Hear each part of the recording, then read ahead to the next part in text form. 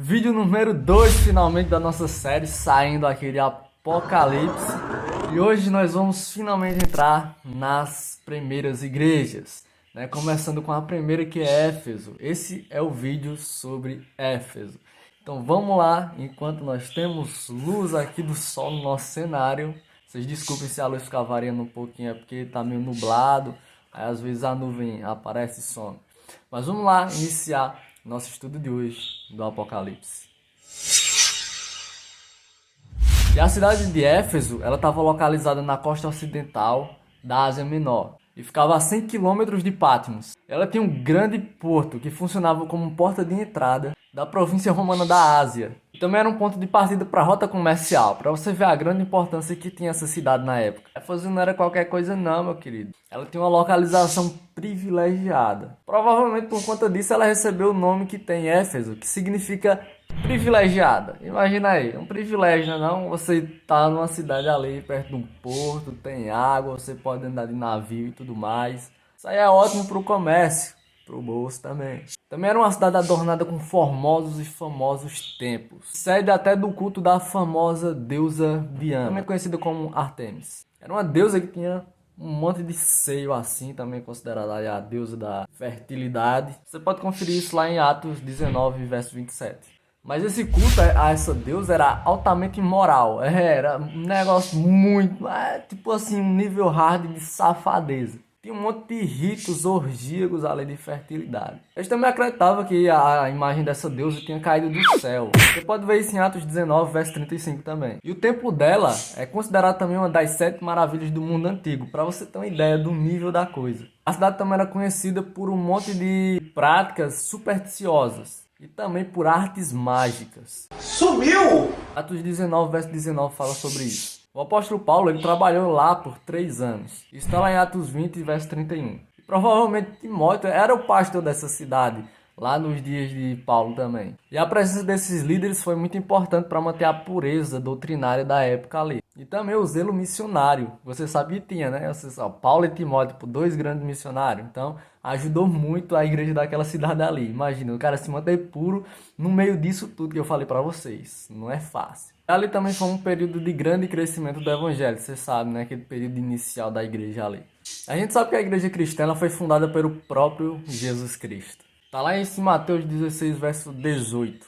1 Coríntios 3:11 também fala sobre isso. E Éfeso 2:20.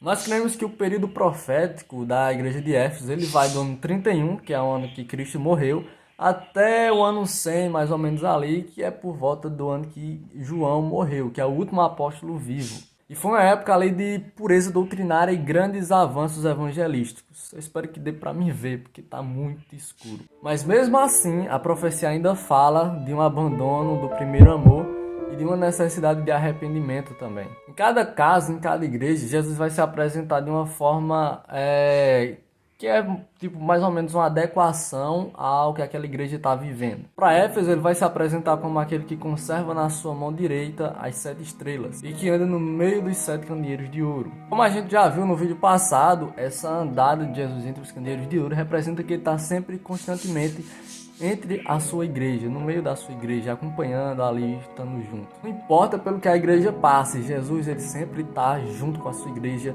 está ali dando apoio, dando força, está cuidando dos seus filhos. E Apocalipse 1:20 também vai nos dar a informação de que as 7 estrelas nas mãos de Cristo representam ali os anjos das 7 igrejas também. E a gente viu também no vídeo passado que o termo ângelos também significa tanto seres humanos quanto os anjos de Deus. A luz do sol tá voltando. Amém. Olha esses raios de luz.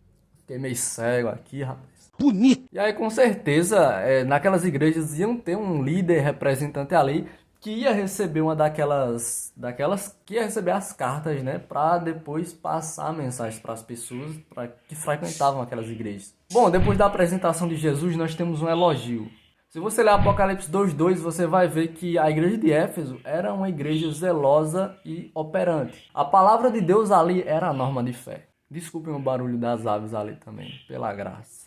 Ô, minha casa. Lá também é dito que a igreja de Éfeso não poderia suportar homens maus. Esses eram os falsos profetas. Porque os erros doutrinários dessas pessoas, mais cedo ou mais tarde, acabaria conduzindo na igreja de Deus a grandes erros de conduta. E a gente tem aí os exemplos de Ananias e Safira, Simão o Mago, Himeneu e Alexandre, e Diótrefes também. Entre as heresias mais graves que poderia ameaçar o povo naquela época, estaria o docetismo. Isso é uma antiga forma de gnosticismo. E a igreja ainda é elogiada por odiar as obras dos nicolaítas também. R.A. Anderson, ele diz o seguinte: os nicolaítas eram um grupo de pessoas que não achavam necessário subjugar os desejos da carne, como pede a lei. Eles se associaram aos que exerciam artes mágicas. Também foram solicitados a prestar homenagem religiosa ao imperador, ou culto.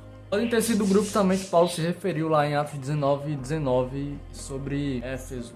Ele fala ali de um grupo que queimou seus livros pagãos. Então pode ter sido esse pessoal aí.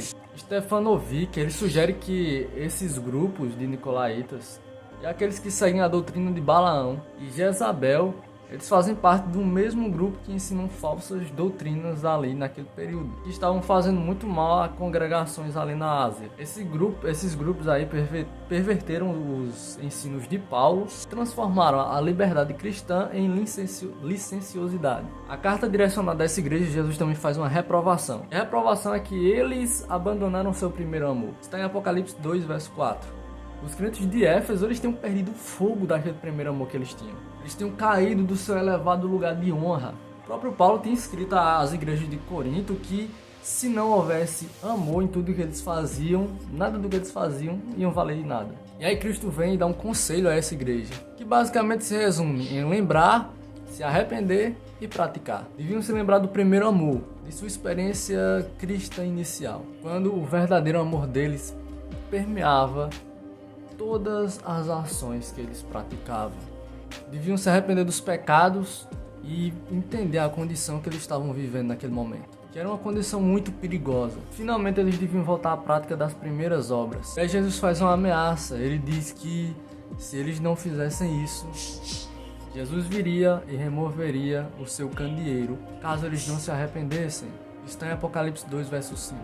E na Bíblia, candeeiro, ele é um simbolismo do desempenho do papel da igreja no mundo. Pode ver lá em Apocalipse 1, verso 12. Em Marcos 4, 21 e 25 e em Lucas, capítulo 8, 16 até o verso 18, a gente vê um paralelo nas palavras de Jesus com respeito ao que ele disse para Éfeso. E aí Jesus também ele vem com uma promessa. E a promessa é que aos vencedores ele daria o direito de comer da árvore da vida, que se encontra no paraíso de Deus.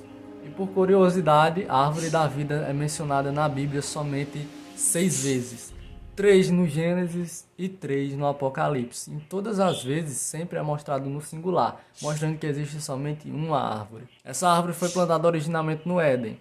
Você pode ver isso em Gênesis 2, 8 e 9. E a gente sabe que o acesso a essa árvore não foi permitido por causa do pecado de Adão e Eva. Então foi perdido esse acesso. E tanto o jardim como a árvore foram retiradas da terra pouco antes do dilúvio. Ainda no período de Éfeso, os apóstolos Pedro e Paulo, eles dois foram mortos pelo imperador Nero. Pedro foi crucificado de cabeça para baixo e Paulo foi decapitado. E anos depois, o imperador Domiciano, ele prendeu João e o condenou à morte. João foi jogado dentro de um caldeirão de óleo fervente, mas Deus preservou a sua vida. E aí João foi deportado para a ilha de Patmos em 95 d.C. Escreveu o Apocalipse em 96 e em 97 ele foi solto pelo imperador Nerva. E esses 3 grandes baluartes da verdade, Pedro, Paulo e João, aguardam a recompensa prometida, quando poderão comer do fruto da árvore da vida e conhecerão o jardim de Deus. Esse foi nosso estudo sobre Éfeso hoje, a primeira igreja. A segunda igreja é Esmirna, né? E eu tô doido para chegar na 7ª, que é a igreja que fala sobre o nosso tempo. Então, até lá, pessoal. Agora eu vou botar toda a minha energia na edição desse vídeo para que ele fique pronto, porque já faz quase um mês que ele tá em processo de trabalho aí. Então, valeu, galera, e até o próximo vídeo.